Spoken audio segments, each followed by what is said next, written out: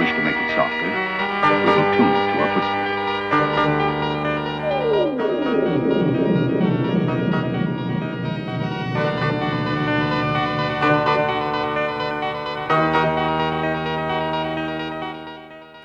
Los Rudos in the house for the Extreme Retro Review for ECW, April 13th, 1996.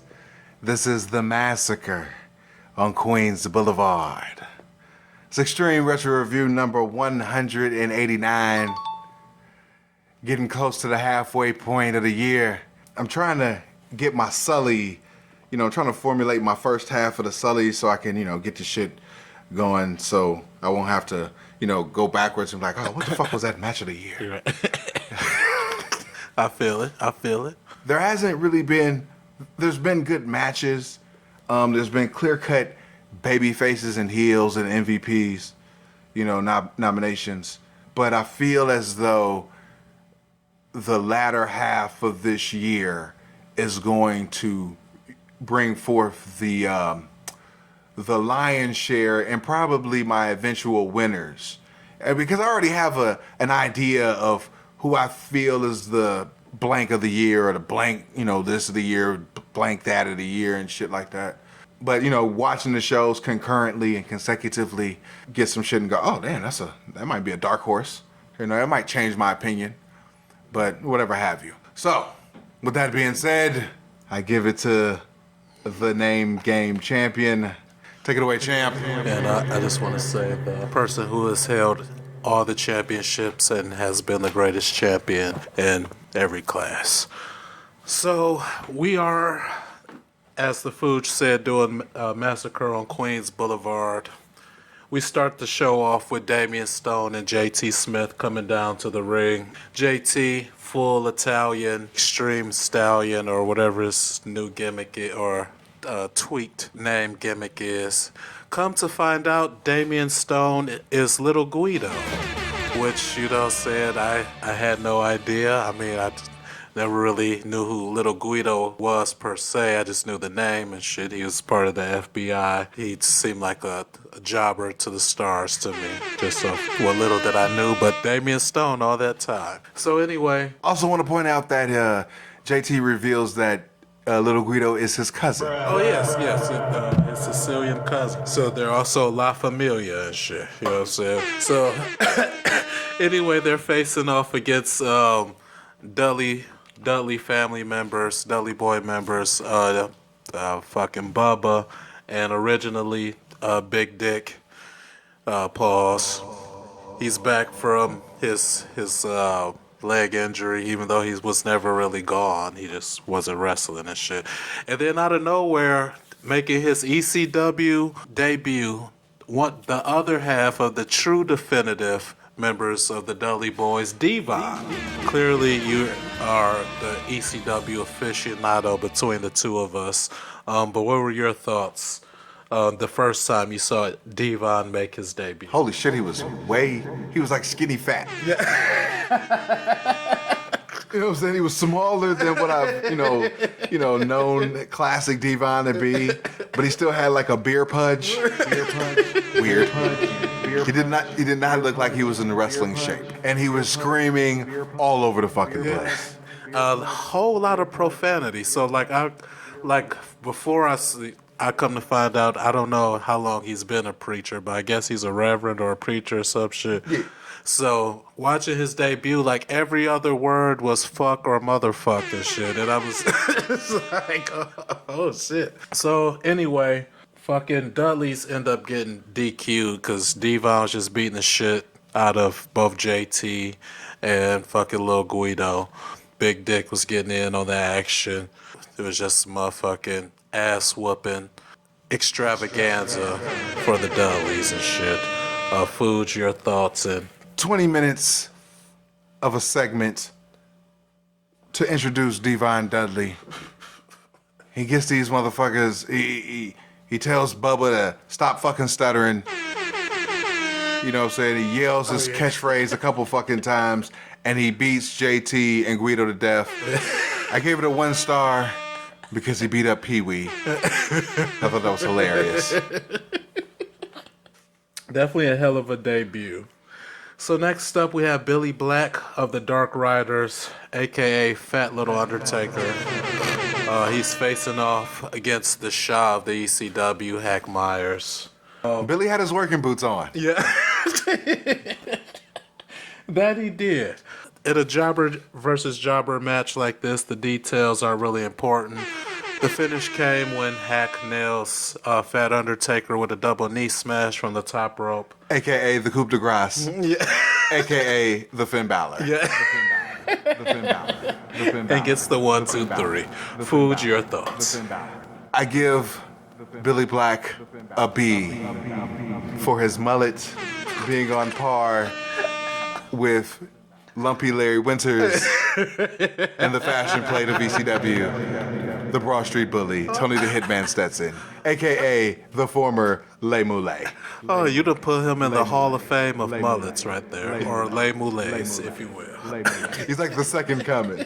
He's like Les Moulay Jesus and shit. So next up after that, oh shit, we have the Eliminators versus El Puerto Rico and Joel Hartgood. Favorite squash of 1996 so far. Yeah, once again, it was like a version, it was like a game of WWE 2K19 where you're controlling a tag team and you're just going through every single possible move you can do, wherever you want to do it. Only thing that was missing was Hell in a Cell. I like to do every match on WWE 2K and Hell in a Cell for some reason. Outside of that, it was a nice little squash match of the jabronis. Both of them feel the total elimination. They get the double pin, the Eliminators in an easy win. 1, 2, 3. I love this match. Taco gets absolutely killed. Hartgood gets absolutely killed. And I both will nominate them for Jobber of the Year at the 96 Sullies. That shit was hilarious. So then post-match, we have the Eliminators calling out the Gangsters. They answer the call. They get into a pull-apart brawl. Eventually, the locker room empties. They try to separate the motherfuckers. And then for some reason, unbeknownst to me, the Gangsters get arrested. So in between them niggas getting pulled apart and shit, right? New Jack hits a plainclothes cop. Oh, shit. The smallest motherfucker in the ring goes down. And next thing you know, the Gangsters are getting handcuffed and pulled out the ring and shit. It was hilarious.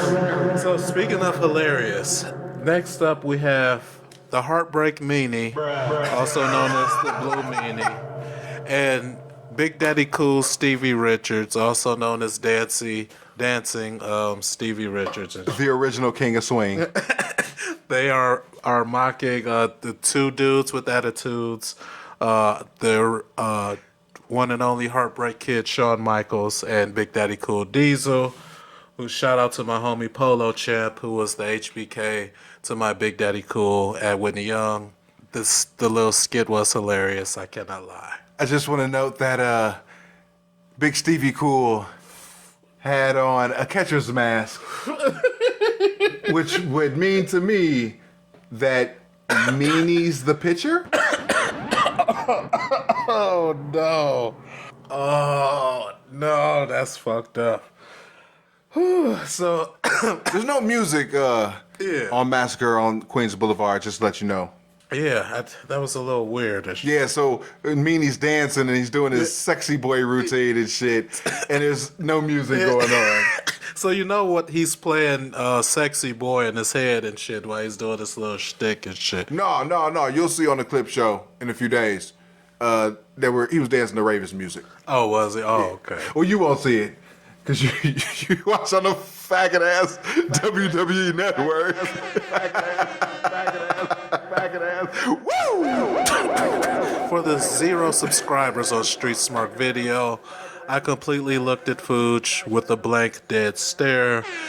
Because those of you with the WWE network like myself are not amused. Clearly it's the superior version. Nevertheless, they came out in support of their man Raven, who's also out with Kimono Wanalea. The lady boy. Listen to me now or believe me later on.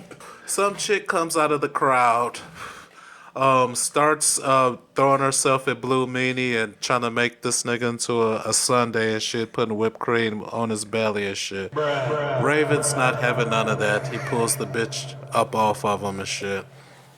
Kimono Wanalea gets slapped down to the ground and shit. She's assed out. At first, Stevie acts like he's going to be Captain Saberho and tries to check Raven and shit, like, what the fuck are you doing? And then he starts to stomp out Kimono Wanalea. I want to nominate Stevie Richards for MVP of the year. I howled at the moon. Shit was hilarious. So, I don't know if going forward, if Kimono's still going to rock with Raven or not. But that was fucking hilarious. Stay tuned. So, anyway, Raven's opponent is some dude known as Damien. Don't you say that. Don't say the Mark of the Beast. Oh. There will be no mentioning of the Mark of the Beast on this channel.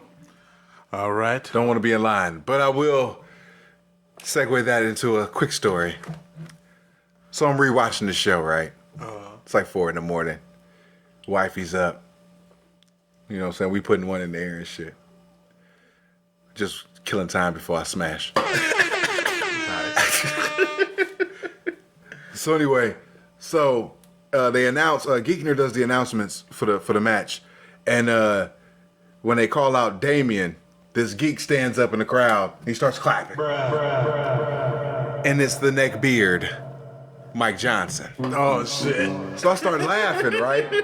Oh, shit. And I was like, oh, man, I say to wifey, I said, man, I got to mention this on the review and shit. And she was like, oh, what, the geek that's clapping and shit? I was like, yeah. I was like, because, we always talk about this motherfucking neck beard and shit. Neck Beezy. And she said, that's Mike Johnson. She said, that's the motherfucker you be talking about all the time. I said, yes. She said, I can see why. Shout out to Neck Beezy. I actually like this match for a strange reason. Not just because Neck Beezy, but Raven has finally gotten away from the Sandmans, Tommy Dreamers, and Shane Douglases, and he's finally into the title reign. You know what I'm saying? He's been doing rematches and shit. You know what I'm saying? Ultimately he was going to win those rematches. Right. So, and granted, Damien Mark of the Beast is a jobber, right, but at least it's a foreigner. Not a lot of people know about him and shit like that, and he eventually goes on to WCW, becomes a super jobber. In this match, they made you believe for a second. I mean, as sloppy as the match was, they made you believe with this goofball. And shout out to Raven for doing his part and making you believe that Damien Mark of the Beast was a fucking threat to winning the ECW World Title. Absolutely, yeah, because I had the match was better than I thought it would be. Ultimately, though, Raven does beat him with a DDT. So, yeah, good job on Raven making this dude look decent, because I didn't know if he was basically a jobber who got a title shot and shit. So next we have Shane Douglas out next. He's cutting a promo, and he's shitting on Shawn Michaels at 96's WrestleMania hard as fuck. So I was trying to do the math on that when I was watching it, then I got a text from a bitch and shit, and I got all distracted, so I never worked out in my brain which WrestleMania that is. 12. But I was just about to say that. It was 96, so I had to be 12. So he's shitting on the Iron Man match and shit. Ooh, that's a lot of stones there, kid, but I would expect nothing less from the last member of the greatest wrestling stable known in the history of professional wrestling, founded by the late great King of Philadelphia, Hot Stuff Eddie Gilbert, and that's referring to Hot Stuff International. Everybody that came through there has some stones. So yeah, I guess originally he was supposed to be facing RVD, Rob Van Dam, for those of you who just happened to stumble on this from accident from watching little kids play with toys on YouTube. If that's your thing, welcome to the channel. So he issues basically what's called an open challenge. Out first comes Blue Meanie. Oh, forgot about that. Shane is not amused. He wants no parts of Blue Meanie. As he's shitting on Blue Meanie, Axel Rotten comes out. Baseball with barbed wire bats Meanie to the stomach. As you would say, Meanie powders. And Shane versus Axel Rotten is on. Your thoughts on the part with Blue Meanie? I forgot it even happened. I just wanted to hear you say that again. Shane and Axel have a match they probably should have never had in the first place, just because Axel Rotten has no business being in the same ring as Shane Douglas. But it's not bad for the match that it was. Ultimately, Shane gets the win with the belly-to-belly. He puts over Axel on the fucking microphone for some reason. And Hwould, your thoughts? He made him look like somebody for a night, but ultimately he goes back to where he's supposed to be. Jobbing to the stars. Yeah. Jobbing. I gave it 3 stars. It was good. Nice. After that, we have Taz versus Chris Jericho. Oh, yes. This match. All right. So check this out. So Taz is in New York, and Taz is a New Yorker. So this motherfucker debuts Team Taz. He's got Fonzie out there, and then Jericho comes out trying to look tough as roided up Amy Schumer could look tough. Cold-blooded. Todd Gordon is out there like a fucking cheerleader. You know, talking about, pointing at Bill Alfonso, talking about, your man's going down tonight. You know what I'm saying? It's a shoot fight rules and shit. So it's winner by choke out or pin or submission or whatever. They got a karate master for a referee. He's a black belt. So anyway, they're doing a match. You know what I'm saying? Jericho's doing his shit. Taz is doing his shit. And and Bill Alfonso and Todd Gordon, according to the stipulations read by one member of the Gooficus 3, Jim Mulladope, reads that per the stipulations, Todd and Bill Alfonso got to be cuffed together. That's right. All right. So they're doing their match, like I said. Jericho's getting some shit in. Taz is getting some shit in.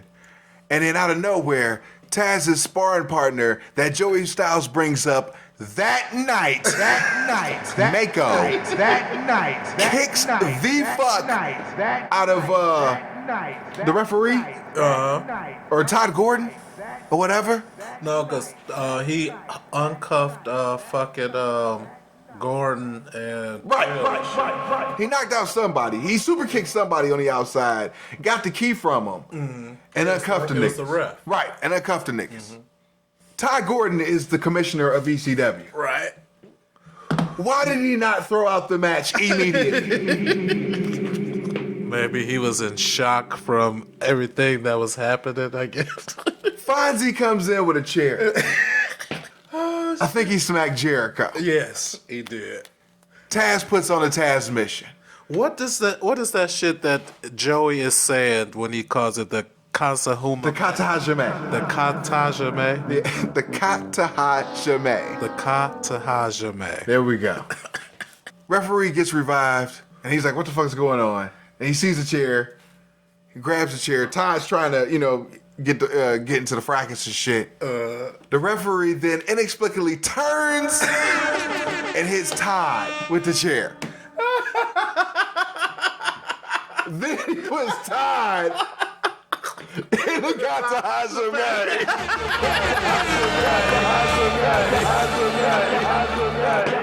Oh, I loved every second of that shit. I gave this a 7. It destroyed the 5-star scheme. Sorry, Jim. Sorry, Norm Dooley. Taz then gets up. He then bows to the referee, shakes his hand, and then tells Fonzie, pay him. This nigga's now, he's counting his money and shit. So then, they say some shit real quick. Get out the ring. Team Taz. The referee, Taz, Fonzie is going ape shit in the camera, all the way up the aisle to the back. I want to nominate this for Moment of the Year. See you at the summit. Oh man, definitely highlight of the night for me and shit. And oh man, you reviewed that shit perfectly. Oh shit. So unfortunately, what probably should have ended the show and shit is followed by Tommy Dreamer and the Pitbulls versus the Bruise Brothers and Primetime Brian Lee. So, from your voice, it sounds like you didn't like this. You are very perceptive there, my brother. On repeated viewing, I loved this. These fucking midgets are going up against the lunkheads and Brian Lee. I named them Team Lunkhead because Brian Lee basically looked like... it was like a triple lunkhead. Right. It was hilarious.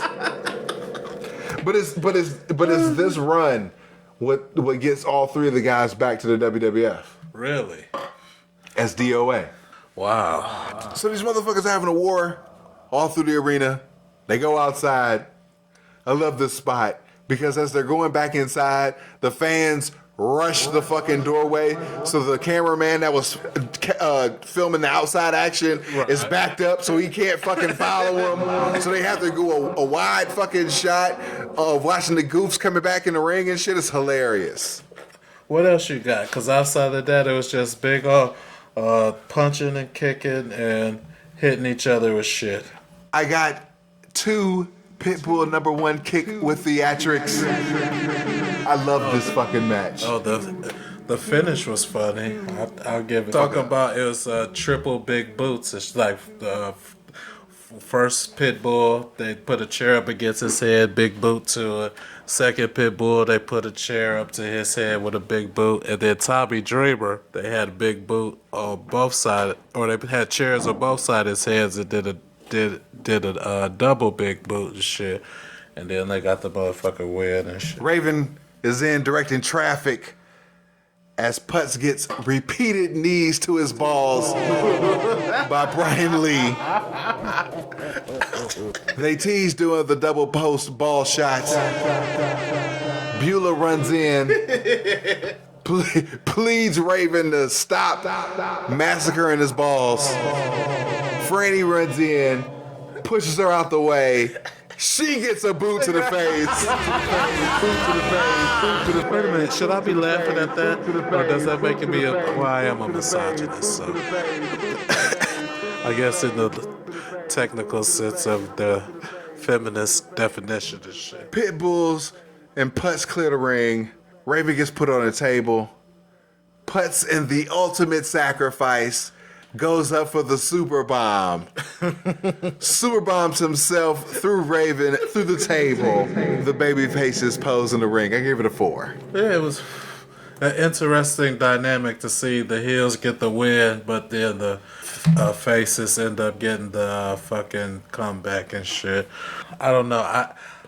My favorite part of the match was seeing everybody get big booted with chairs against their faces and shit, and I really didn't particularly care for. I mean, I liked Tommy Dreamer getting his balls fucked up and shit, but then it all got undercut with them making the comeback and shit, so then that kind of ruined it for me. But nevertheless, next up we have Mikey. Mikey Whipwreck, ECW's Triple Crown winner. He's facing off against Sabu. ECW's other Triple Crown winner, that Joey mentions, and then I go, wait a minute, why didn't he talk about my man Johnny Hotbody?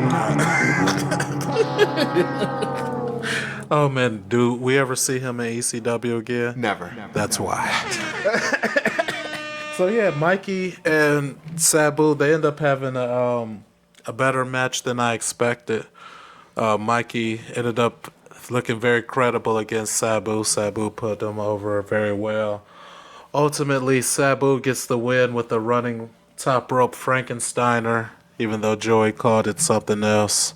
I think he called it reverse something or other.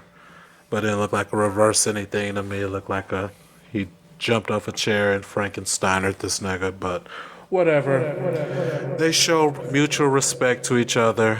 I gagged. Hwould, your thoughts? I too wasn't a fan of the post-match respect deal. They had their last match recounted by us, Extreme Retro Review number 116. You're welcome. I did that from memory. Nice. They're really messing up the Sabu push on his way towards the first pay-per-view. I just don't like it. He should be going over strong, and he's just having these contested matches with these geeks. I mean, Big Titan, Mr. Hughes, Mikey Whipwreck. You know what I'm saying? Like, he should be challenging for the world title. And, the closest you've gotten to Raven and Sabu is Raven versus Damien, Mark of the Beast. I gave it a 3. It was okay. Oh man, next up we have the main event. It's a triple threat tag team match. We have the Manhunters, the Headhunters, also known as the Little Abbeys, facing off against Two Coat Scorpio and the Sandman, and I guess freshly released from police custody, the Gangsters, because they're back, everybody. I just want to note that Two Cold Scorpio is in Bojangling Overdrive. Coming down to the ring. He's in an extra good mood tonight, or that night. This nigga is rubbing up against Missy and her water balloon tits. She's holding a cane. She is completely useless. This nigga is just shaking his ass all over the ring and shit. I said, this nigga is a clown. He's giving it all he got, I guess. Oh, man, anyway, considering the parties involved, as you can guess, this match was complete mayhem.